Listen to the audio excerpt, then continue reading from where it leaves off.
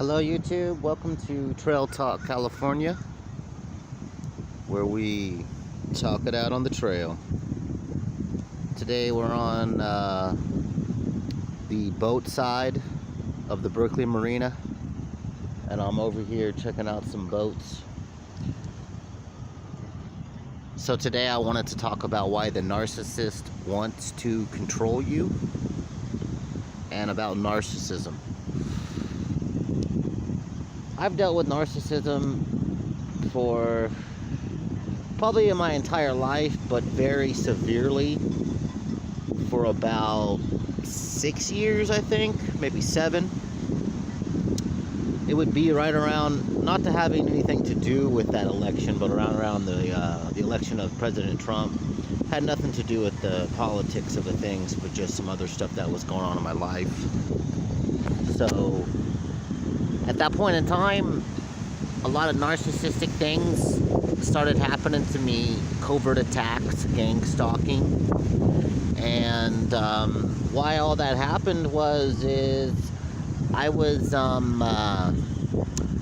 used to proselytize to people about yoga and meditation with books about such. And certain narcissistic groups didn't like that. So they cranked it up on me. And so that's where a lot of it started. And also just, I think ultimately where I could say it began was when I tried to push beyond my own limitations, I would say that.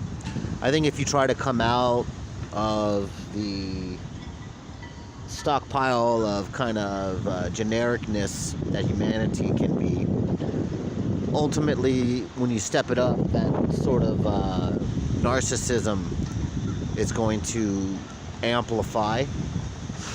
I think it all stems from this innate desire that the narcissist has to control you. That control is all about insecurity and fear. Why do they stay so scared, these people? The fear is about the need to feel safe. It's also about the idea of predominance. Once predominance is secured for the narcissist, they feel in control, and that control basically helps them to feel safe. So, gang stalking, for example. You get a bunch of people all scared together who assimilate you inside of the fear and try to control you. That's all it's really about. And it can extend into material pursuits. I was just going through that. I went back to the town that I've spent a lot of time in. It's kind of like my hometown in California. And one of my friends there, he's very materially well-to-do. And he has people that are trying to constantly usurp his wealth. And he's playing some game with it. But people were stalking me around there for that, you know. And I've had that happen at my work, too. So money can come involved with narcissism, covert harassment. You know, money and material sort of pleasure, you're going to find all the bad stuff in this world comes right out whenever those things are involved. So, now I want to go over some notes I wrote down on narcissism and why the narcissist wants to control you.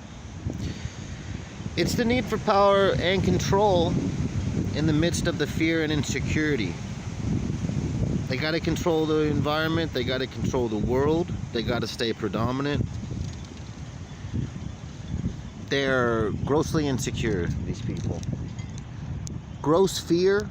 Now, you can be fearful, you can be insecure. Everybody should probably have a natural amount of fear and insecurity.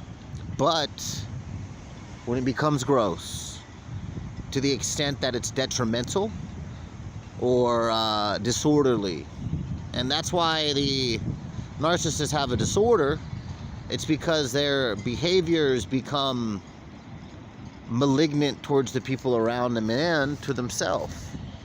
So unfortunately, these people are at a state where not only can they hurt you, but they're probably going to hurt themselves with their behaviors.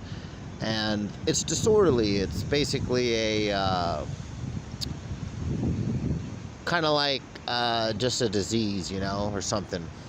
Mental disease, I guess you could call it.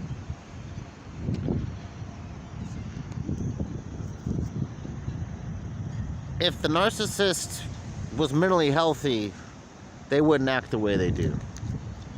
If they were happy, they wouldn't act the way they do. You know?